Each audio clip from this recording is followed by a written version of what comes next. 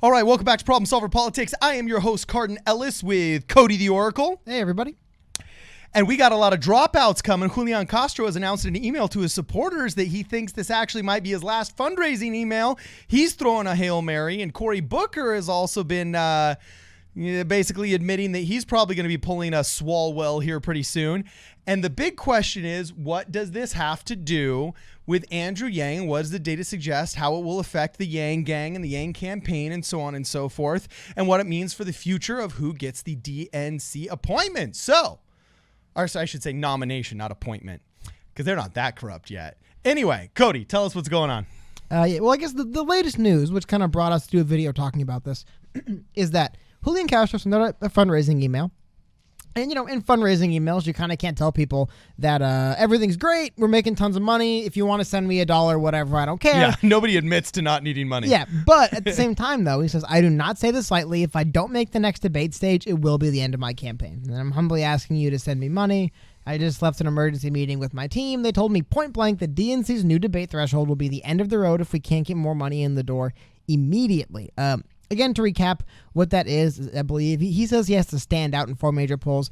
You have to get 3% or higher in the polls. I believe if you get 5% and higher in certain polls that are early voting polls, you will qualify on the strength of those. Anyway, we have a graph up here that shows everyone put together. That's the Montalero graph, put right? together by Zach Montalero and Stephen Shepard at Politico. And we want to look over this. I want to show you something. You'll notice that Julian Castro. Oh, sorry, let me correct it a little so you can read a bit better, but Julian Castro has hit 0 of the polls he needs to hit, and he isn't really close. Now, this kind of got us thinking. I have to imagine if that's the state of Castro's campaign, that can't be unique to Castro. There's got to be a lot of campaigns that are saying, look, man, if we don't make it to the debate stage for November, some of these people, by the way, haven't made it for October. But if we can't make it for November, down the line, it's over. So who else by November can we potentially see drop? Looking through, ironically, Cory Booker actually very recently. Joe Biden obviously is going to make it there on the strength. Oh, I didn't even see him. God, I feel bad. Sorry, Mr. Bennett, but Bennett looks like he's also probably going to be dropping out fairly soon as well. Ah, bummer. Bennett was such a nice guy. He was. What's interesting, though, like I said about Cory Booker, you'll notice Cory Booker already has 2 of the 4 polls, which, by the way, that's where Andrew Yang is right now with 2 of them. Uh-huh. This went out with Cory Booker about a week ago. Said Cory Booker campaign says he's in danger of dropping out of 2020 presidential race. Now, again, this was Booker echoed the plea at the Polk County Steak Fry, a huge gathering of Democrats in Des Moines, Iowa afternoon. So, again, it's not everything's doing great. I don't need people to help me. I'm doing, you know what I mean? But, again, we're seeing a sign that people are realizing that their campaigns kind of need to be doing better. Without a fundraising surge to close out the quarter, we do not see a legitimate path going forward to win the nomination. That was said by a woman, I believe, Dema C, who works at the campaign. So, again, that isn't a good look, right? When you're saying stuff like that. So we wanted to highlight that and look because we're going to notice. By the way, isn't that a great political euphemism? You know, without a fundraising surge, I don't see a path towards the White House. AKA, we don't got the money. We can't get the money. Yeah. The message ain't working. Give me money. Is the implication there, you know what I mean? Seriously, man. Let's put this into regular, normal street terms. We're broke. We're closing up shop. Anyway, sorry, I was just noticing unless I'm doing something wrong, Debussy seems to be the only attribution in this article. I don't know who that is. They haven't mentioned it somewhere else, but I just tried to control F4 and I couldn't. So I apologize to the individual if I got the name wrong. Is all I'm saying. Sorry if we're butchering your name over here at Problem Solver Politics. Again, the way I always do. Yeah, again. So anyway, it definitely looks like a lot of these people, the herd is basically finally getting thinned. And a lot of this is just natural to the primary cycle. You're just like you throw a bunch of spaghetti against the wall and you see what sticks. These parties throw a bunch of candidates against the wall and we see which ones stick.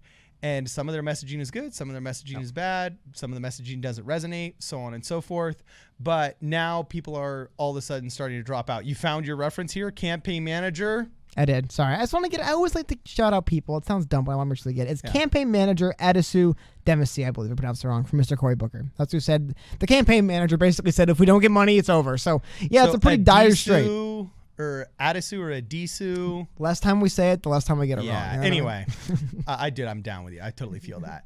So anyway, it looks like, a lot of these people are dropping out now. And what's interesting is you have to kind of look and see, okay, well, how will this affect the Yang gang? How will this affect Yang support?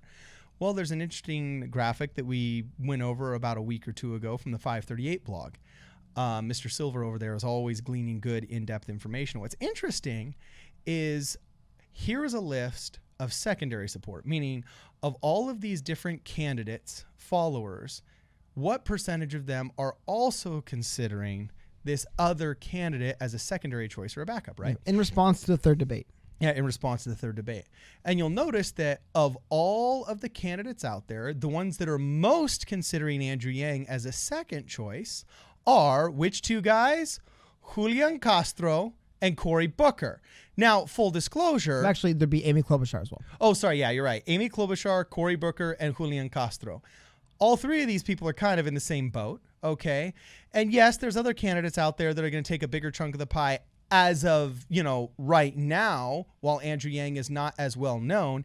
And I'd assume anybody right now that's supporting Julian Castro or Cory Booker are more people that are politically in the know, because your average layman still has no idea who Julian Castro is. I mean, unless you're kind of into politics, you've been watching the debates, he's not one of those politicians that has reached his own celebrity status yet, where he's kind of known to the average person outside of political circles. So it makes sense that Andrew Yang would have slightly lower percentage numbers on that, and that the insiders that follow other insiders would be considering him as a secondary choice because only a lot of the insiders knew about Andrew Yang at the beginning.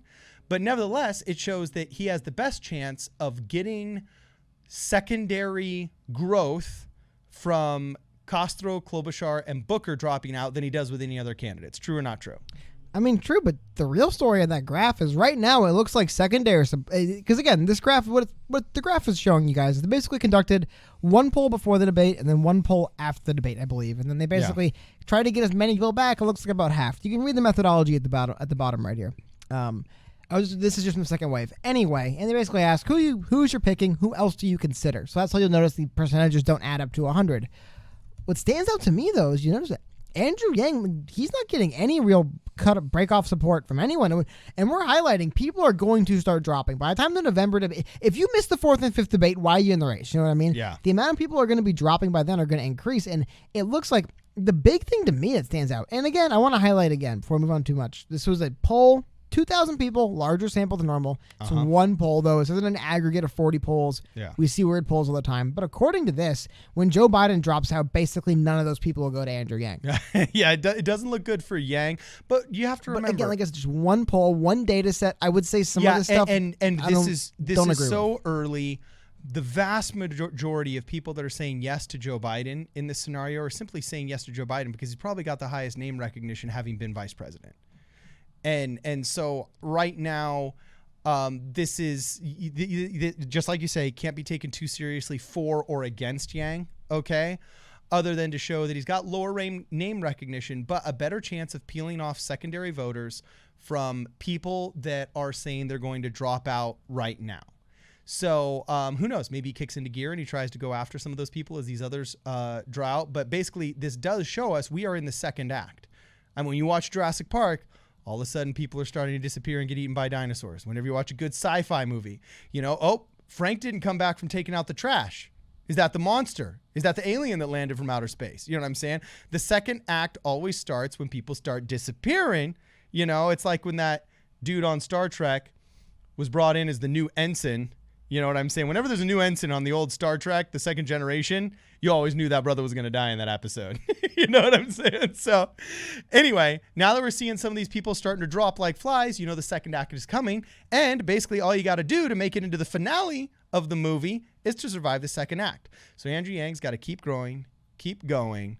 And it looks like when Biden goes, if Andrew Yang keeps growing, Sanders and Warren are definitely going to be up there by a very large margin.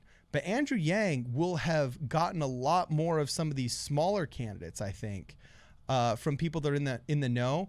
And then as the media attention turns to a lot fewer people, I could see that's when his message really starts resonating and becomes a big, big disruptor. Because you'll basically have Bernie Sanders and Elizabeth Warren trying to out lefty each other. I'm avoiding the word that makes people drink. Okay, you know what I'm saying? But I know there's a drinking game going on over a certain 3-letter phrase, so I'm trying to avoid that. Well, that aside, yeah. So while they try and out drinking game word each other, okay, Andrew Yang will be coming across as the reasonable and rational person. The only thing he really lacks is media attention, and there's no incentive for the media to give him that attention until there's less players in the game. So as long as Andrew Yang can simply keep surviving, his odds get better and better. Am I incorrect in this analysis? No, and the betting odds would agree with you. I believe Andrew Yang just recently, let me pull up really quick the odds. He recently just moved up in the betting odds for the primary up into, I believe, I want to say 3rd place. So people are looking at him as someone that like legitimately, there's money coming in on. Yang just moved into 4th place. So that's according to one, but you could see Andy moved into 4th place. So money's coming in on Yang. There is money coming in on the guy. But what's interesting is now it's not just it's not just influence. People are putting dollars down, which is always something telling. I mean, it's one thing to say, oh, I think this guy's got a shot. It's another thing to say, I'm putting my hard-earned cash down and saying, I'm betting he has a shot. So that's a good sign. I think good point. Like, I think what's going to help him the most, as you said, is not necessarily going to be peeling voters. People drop out. As people drop out, just more time being focused on the few candidates that remain. Eventually, it's going to get to, why is Andrew Yang guy still in the race? And then people will look into him and they'll figure out that's why he's still in the race. I'm like, why didn't I hear about him? I think that's closer to reality. But the money says it's Yang and not any of the other people we listed. And then basically, I'm just going to say, I've been saying this for a while. That's what I think it's going to look like in about a month. The top 3 and Andrew Yang banging on the door trying to get in. That's what I think we're going to see. See, I think it's going to be the top 2. I think I don't think you're right. A month from now, no, I think it will be those top 3. You're right. Not a month from now. It's going to take longer than a month. But what I predicted, and I think we even got an argument about this, and even if we didn't get an argument about this, just for dramatic effect, I'm going to say we got into an argument about this. But I remember on this show saying Elizabeth Warren is the shadow front runner. And what's interesting is though the polls still put Biden ahead, and in some polls Bernie Sanders ahead, but she usually comes up in second, the betting odds show that she is numero uno right now. Well, the polls have proven you can see the blue and the brown line. Yeah, exactly. They finally crossed. Yeah, the brown line's Warren. She won. Yeah. It's over. I've been saying this for a while. She hasn't beat Biden yet. No, it's over between her and Bernie. Her and Bernie were neck and neck basically because they had similar. But I'm saying I think she's going to overtake Biden. Oh, if you notice, right now the trend is they're on a collision course for the next debate probably. And so that was something that a lot of people, if you look at the graph though, they've been, Warren and Bernie Sanders have been neck and neck for a while. She's broken away recently, and I predicted that. I just felt the railroad tracks. I was listening to the vibrations on the road, and I felt it. So anyway, let us know what you guys think. If you haven't commented yet, please comment below. If you want to contribute to the channel, you can always buy a hat at problemsolverpolitics.com. Make sure you check out the PayPal description in the link below. The link below in the description to PayPal if you want to contribute that way. If you're a Twitch person, make sure you sub us on Twitch. If you got Amazon Prime, you got one free sub on Twitch where we live stream every Tuesday and Thursday. In fact, we're going to stop recording now so we can go to Twitch and live stream with y'all. Hope to see you there. Make sure you like this video and subscribe on YouTube if you haven't yet. This is Problem Solver Politics. We will see you guys in the next video.